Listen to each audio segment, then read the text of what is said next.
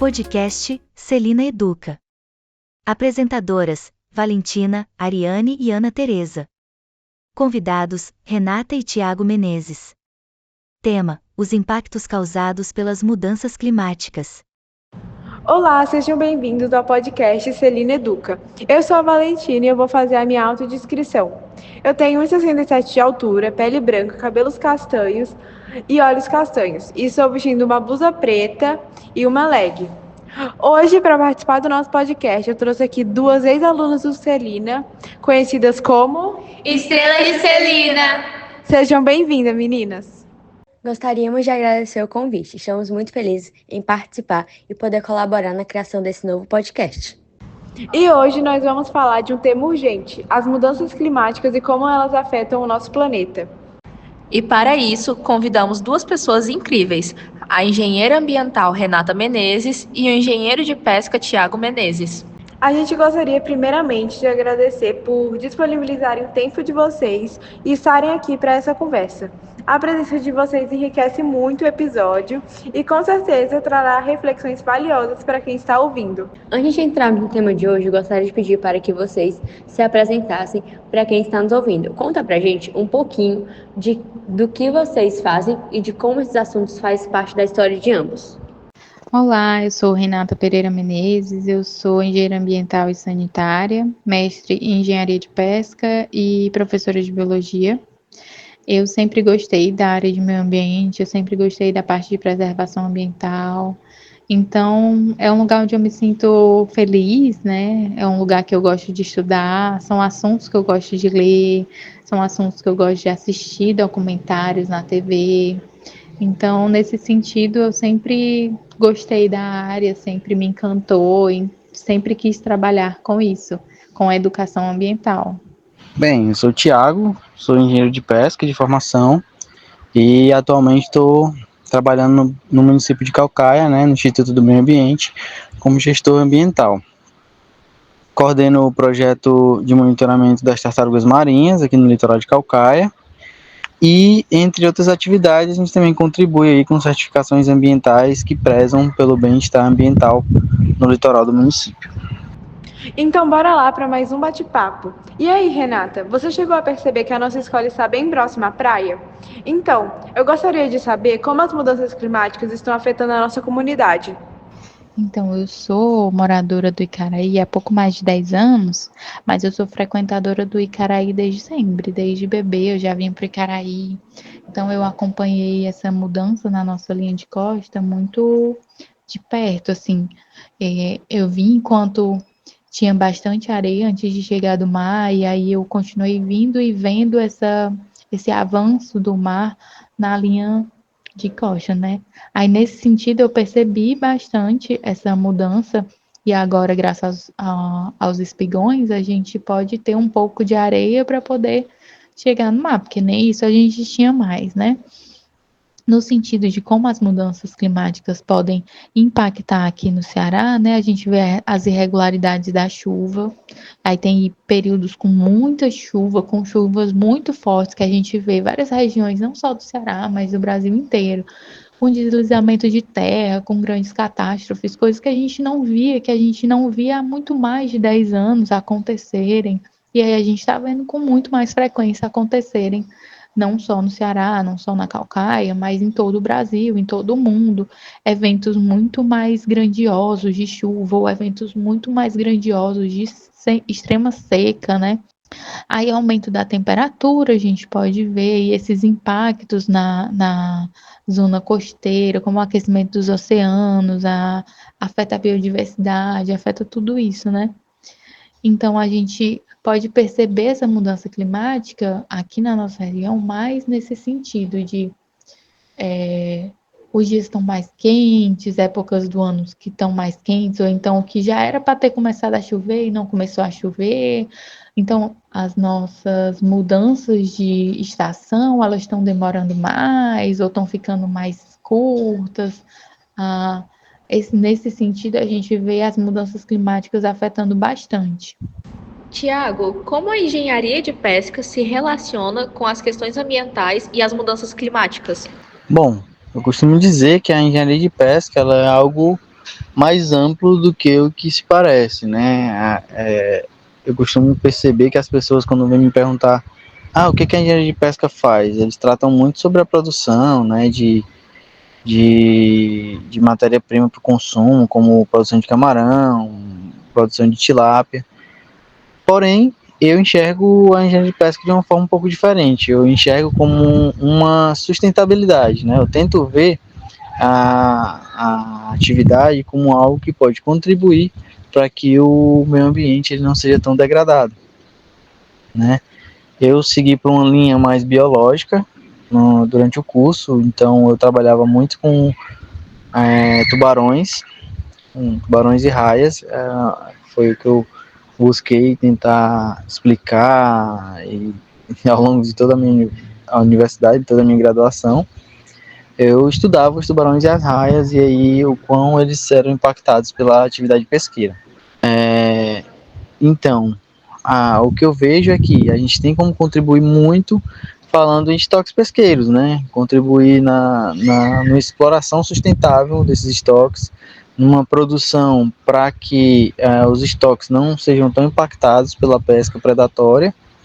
E as mudanças climáticas elas têm uma ligação direta com isso, né? Já que a gente está protegendo os organismos, a gente consegue então manter um equilíbrio ambiental mais eficaz, né? A ideia é essa, tentar fazer com que a sustentabilidade mantenha um ambiente mais natural possível, mais protegido, mais equilibrado.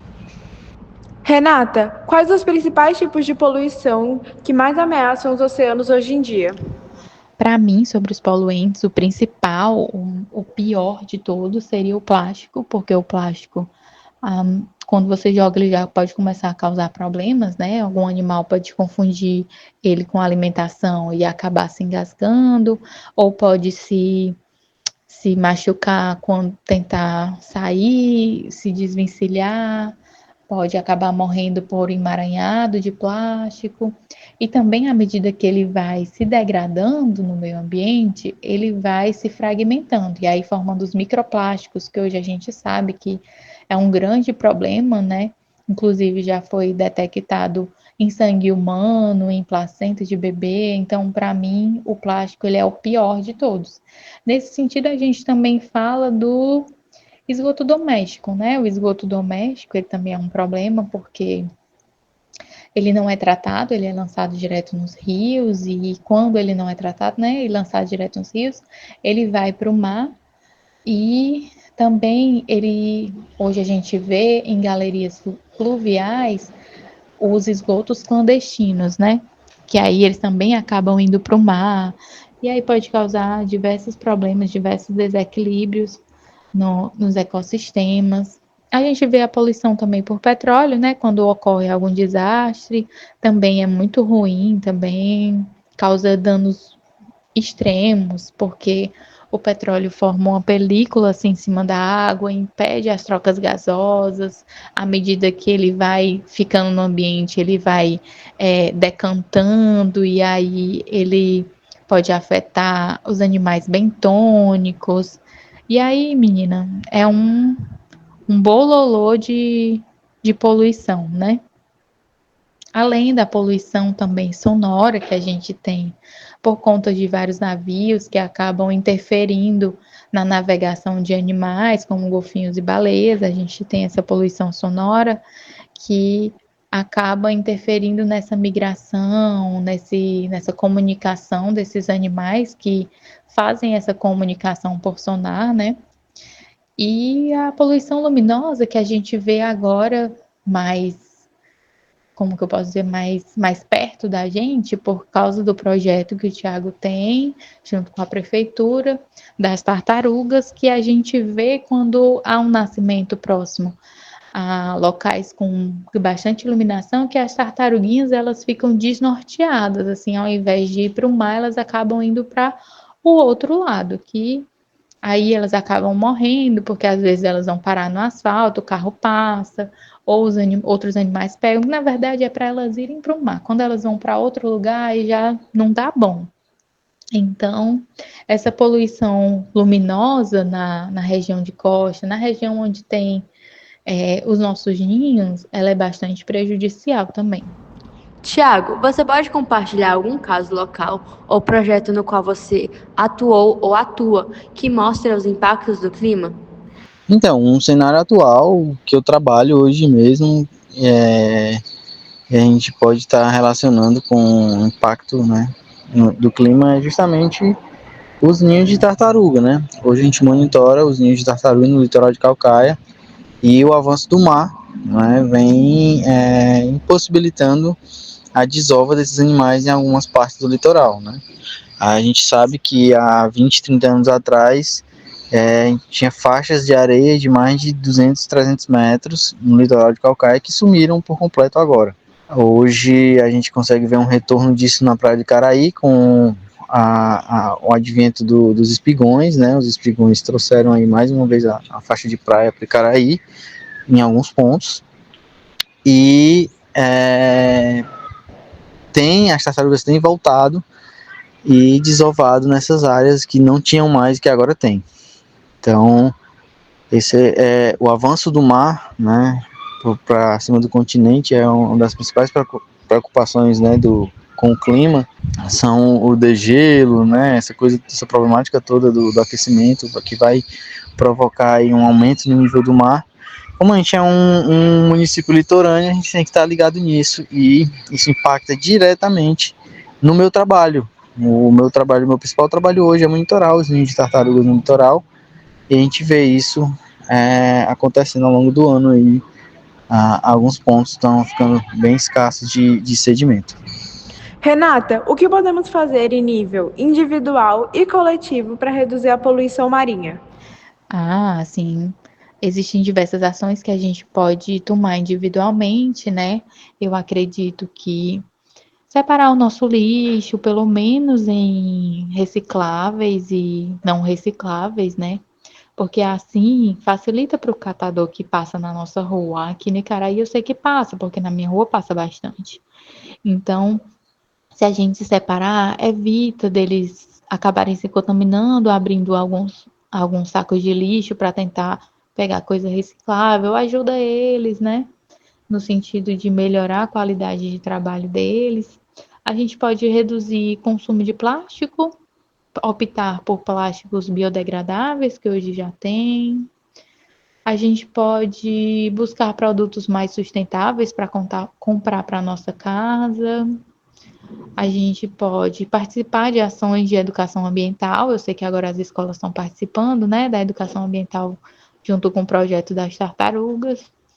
E esse serviço que vocês estão fazendo, esses trabalhos que vocês estão fazendo, utilizar as plataformas da escola para propagar essa educação ambiental, essa conscientização para a comunidade, de ação, assim, ações lindas. No coletivo, a gente pode cobrar políticas públicas mais eficazes, políticas que olhem para o meio ambiente de forma mais justa, mais voltado para a preservação, incentivar empresas sustentáveis, né? À medida que a gente compra produtos mais sustentáveis, a gente está incentivando para que as empresas busquem essa sustentabilidade no seu processo de produção também. E a escola, como um agente coletivo, pode promover mais educação ambiental dentro da escola, fora da escola, e é isso. Tiago, quais os maiores desafios que você enxerga para o futuro da pesca em um cenário de mudanças climáticas? Então, atualmente, o maior desafio que eu vejo é a questão da sustentabilidade mesmo. Os estoques eles já estão sobreexplorados, né? A grande biomassa que alguns anos atrás se acreditava que era inesgotável, né, de peixe no oceano, que dava para suprir a humanidade, que não ia nunca acabar, isso já passa a ser também já há alguns anos identificado como não verdadeiro, né? Já podemos identificar algumas espécies com ameaça de extinção, alguns peixes que estão criticamente ameaçados aí e que antigamente eram abundantes. Então, o desafio é trazer essa sustentabilidade na produção pesqueira marinha, principalmente, né? Ver outros países aí avançados nesse quesito, né? A gente vê o Chile já produz, peixes no próprio oceano, já consegue ali ter fazendas. A gente vê Noruega, vê outros países que já têm uma tecnologia mais avançada nesse ponto, mas que para o mundo todo é difícil, né? Os estoques estão sobreexplorados, né? Não tem mais como dizer que não vai acabar. A maioria dos especialistas dizem que se não tomar cuidado vai acabar também os peixes, e esse é o principal desafio, tornar a pesca sustentável, né, em meio a essas mudanças climáticas aí que cada vez mais impactam esses animais, porque tem a exploração humana e a mudança na temperatura, né? Essa mudança na temperatura que parece imperceptível, mas a nível de oceano isso é muito preocupante, porque cada vez mais quente, o oceano acelera o metabolismo, os animais cada vez menores, né, estão se sobrepondo, né, então é um estudo mais específico que precisa ser feito para ver que os animais em si estão sendo bem impactados. Renata, que mensagem você deixaria para quem quer ajudar a proteger os mares, mesmo não sendo da área técnica? Como mensagem, eu posso deixar para vocês é que o que conta são as nossas atitudes, o que conta são as nossas ações. Então, vamos nos informar, vamos mudar os nossos hábitos, que a gente possa ser um agente de transformação dentro da nossa casa, dentro da nossa escola, entre os nossos amigos, que o nosso conhecimento ele seja passado para as pessoas de forma simples, clara, sem muito rodeio, para que todos possam entender, tá? E é isso. Queria agradecer vocês pelo convite, tá? Estou muito feliz por ter sido convidada para esse podcast. Muito obrigada.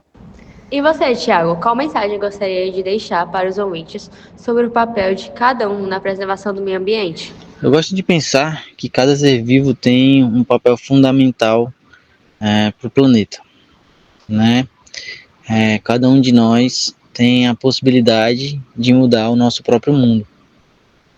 O nosso próprio mundo quer dizer que a gente precisa ter bons hábitos, respeitar e conviver com tudo que está ao nosso redor, né? Então, se você quer viver bem, se você quer ser bem tratado, você precisa respeitar e tratar bem. Então, o recado que eu acho mais válido hoje é que a gente não tem uma outra opção de planeta e a gente tem o nosso mundo. Então, que a gente possa respeitar a natureza, que a gente possa cuidar dela, que a gente possa preservar e entender qual o nosso papel para que as gerações futuras tenham chance de poder compartilhar das belezas, das maravilhas que a gente vive hoje. Afinal de contas, nós não vivemos num completo desastre, né? A gente está aqui num planeta maravilhoso, cheio de maravilhas, que precisamos cuidar para que isso se perpetue aí e não venha a se destruir. Ou melhor, que não venha a ser destruído. E é isso, pessoal. Chegamos ao final do nosso podcast Celina Educa. Queremos mais uma vez agradecer aos nossos convidados por estarem conosco nesse episódio. E a todos os ouvintes, obrigado por nos acompanhar até aqui. Sua audiência é o que nos motiva a continuar trazendo conteúdo de qualidade toda semana. Se você curtiu esse episódio, não esquece de dar seu like, comentar e compartilhar com seus amigos. Valeu demais por estarem conosco. Tchau! Até a próxima!